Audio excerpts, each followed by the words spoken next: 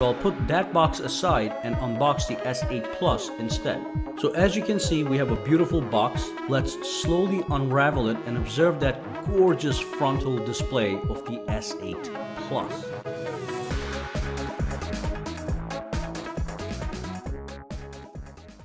The front certainly is a marvel. The large and tall display simply dominates, and the edge-to-edge dual curved display highlights its unique design that so far has been unmatched by any other smartphone.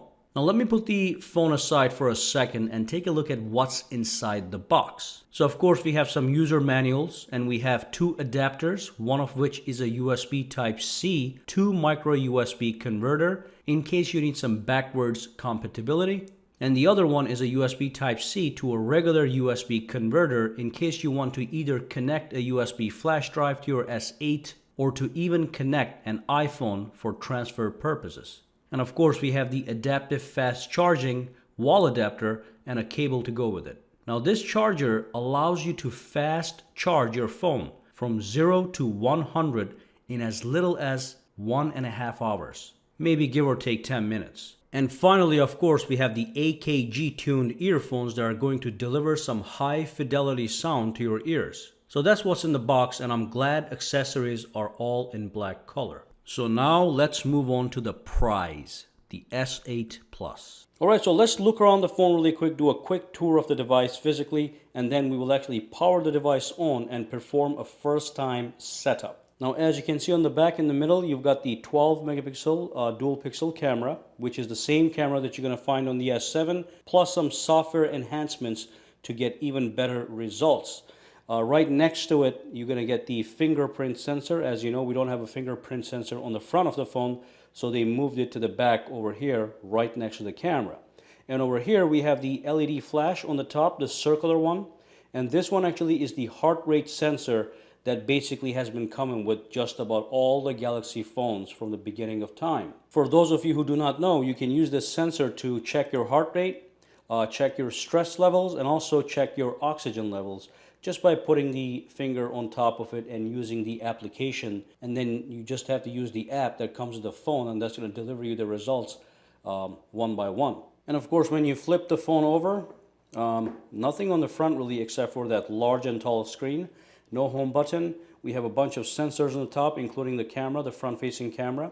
On the side, we have the dedicated Bixby button at the bottom over here, and the volume rocker on top. So if you press the Bixby button, it brings up the Bixby interface. And then it looks like accidentally I pressed the power on button, which is actually right over here. So that's the power on button right over there. Now, of course, if you look at the bottom of the phone, you'll be seeing the headphone jack.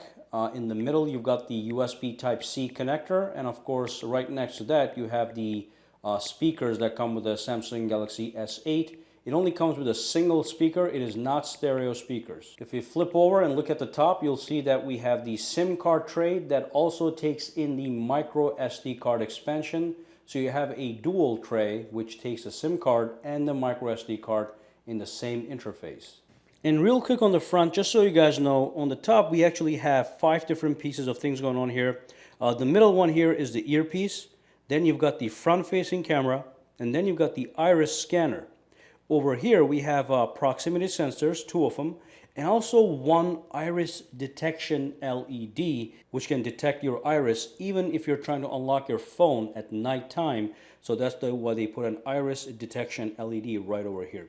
So those are the sensors that we have on the top. Alright, so as you can see, we already turned on the phone by mistake, so let's continue from here. So when you first turn on the phone, it takes a couple seconds to load up and come to this screen. Then we click start, and let's see what's going to happen. So did you know your phone can make calls over Wi-Fi? We're going to skip that for now. Let me actually connect to my Wi-Fi so we have some kind of connection going on, even though the SIM card is already in there. It's in, so let's connect to the Wi-Fi. Wi-Fi quickly connected. Click OK, and let's click next. The next thing they want us to do is basically agree to all the terms. Let's do that right now. Let's undo the diagnostic data. I don't like sending my diagnostic information over to carriers or manufacturers. So now it's going to be checking the network, and of course a quick checkup for the software updates, and it wants me to log into my Google account. Okay, so after I put in my username, my password, this is the screen I got dropped on, and here are the options they want me to pick. Backup device data, let me just uncheck that. Use Google's location services, absolutely. Improve location accuracy by using Wi-Fi. Help improve Android, let me uncheck that as well. And then let me click next. And then again, just a second it says, and it's moving forward. Of course, it's going to ask you, do you want to restore your apps and data? I'm going to say no, I'm going to start a brand new device. So don't restore. Do you want to protect your phone? You can, but I'm going to skip it for now. But again, you can do face recognition. You can set up a fingerprint, or you can use the iris scanner on the front over here to use your eyeballs for security. And of course, if you want none of those, you have the option to use a regular PIN, pattern, or password. So these are all the security options you get with the Samsung Galaxy S8 and S8 Plus. Let me just say no thank you for now and skip it. Of course, you're going to say do not do that, but I'm going to skip it anyway. I'm going to set it up later. It wants me to sign into my Samsung account so I can actually use all these Samsung services, such as themes, Bixby, Cloud. So let me do that right now so I can show you the themes at least, so you can see how you can customize the phone if you so desire. And then what I'm going to do is I'm going to skip all this for now. These are the options you can get. You can restore from the Samsung Cloud if you previously had something backed up to your cloud, or you can do a smart switch, which means you can copy from your old device with smart switch. Okay, if you have an iPhone, any other Android phone, if you tap this, it's going to walk you through and show you exactly what to do to transfer all your data over to your new phone. So let's skip this. So let's click finish. Also, obviously, they want you to set these things up, secure your stuff, set the screen layout, and agree to these weather forecast terms. Let's just do that. Click finish. It's locating, and please wait. And there we go. So also, do you want to agree to the device data collection? This is from T-Mobile. The phone is a T-Mobile phone, so they're asking me to do the same thing. I'm going to disagree to that. Just close it for a minute, and there we go. There's the Samsung Galaxy S8 in its full glory. All right, so let's take a look around a little bit. So let's swipe around. We have some home screens over here. If we swipe to the right, of course, we get access to Bixby cards. And again, these are things like my schedule, my gallery, upcoming reminders, today's weather, today's activity, if you indulge in any health activities such as steps and workouts. And then you have Samsung themes, wallpaper recommendations, some news over here, and stuff like that. And there's that application, the Giphy application gives you animated images. All right, so that's the Bixby for now. Normally what Bixby is supposed to be doing is it is supposed to allow you to control a lot of your phone's functionality just by using your voice. So if I go into an app such as Messages, I can press Bixby and say create a new message, then dictate the message, then send the message. Or if I go to the camera application, I can tell Bixby to take the shot or record a video. Just by using my voice commands, I can do everything. But those features are coming soon. They're not available yet. For now, when you launch Bixby, either by pressing the button or swiping over, this is all you get, all right? But don't worry, more things are going to be coming soon. So here I'm pressing the Bixby button, and then Bixby launches. The Bixby cards do launch. You can tap on the settings and make some modifications. You can remove cards if you want. You can add Bixby to the lock screen and do some other customization stuff.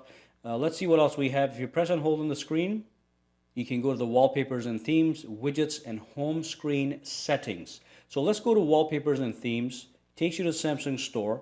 The first thing you see at the bottom here is wallpapers. So that's the wallpapers. You got featured wallpapers. You can tap here. Top wallpapers, and you can download any one of these. Most of them are free. Okay, so if I wanted to get something like this, I can just download that immediately. All right, already there has been 10,000 plus downloads for this wallpaper. Now let me go back. If you tap this over here, you can go to themes, and from the themes you can change the entire interface of your phone. So if I go over here, I can download this Dream theme, and this is what it's going to look like. If I tap this, that's exactly what my phone is going to look like. Not something I would want personally, but looks like that would be great for some ladies. Now if I go over here, you can also tap on icons, and then you can download icon packs so you can modify your icons. So if I go back out here, these are my current icons, but if I can go and download more icons from the theme store, and then we have some other stuff over here. If I go back, everybody know what widgets are. So let's go to home screen settings, and as you can see, you can change the layout for the home screen. So if I tap this, what I could do is I can switch between home and apps screen, meaning the home and apps screen are going to be separate, or I can do home screen only. So if I do that, all my apps will be shown on the home screen, and I'm going to lose the app drawer. Okay, I prefer to have it, so we're going to keep it like that. So go back, you can change the grid size and make some other modifications. You know, I cannot go into everything, but let's do this. Pull this down. You know, we have some quick toggles, brightness slider. Go into settings, and we have that nice and clean interface. Of course, this is Android 7.0 Nougat, and certainly I'm going to be making a video that goes into full and complete details of all these different settings. So I'll go into display and I'll show you everything on upcoming videos. But some things, you know, it's got a gorgeous display, and right now it's set to be at full high definition plus. So that is not even quad HD plus. Still looks beautiful, but I can go back in here and I can change the screen resolution to HD plus. That's the numbers, FHD plus, or WQHD plus, which is quad HD plus resolution, and that's going to give you the sharpest possible display.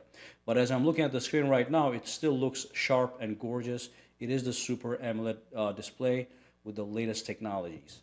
And then here's another thing because the display is so tall, some apps do not fit entirely in the display. So you can go here and you can tweak those things. So you can say, for example, make sure Chrome adjusts to the full screen and shows up on the entire screen.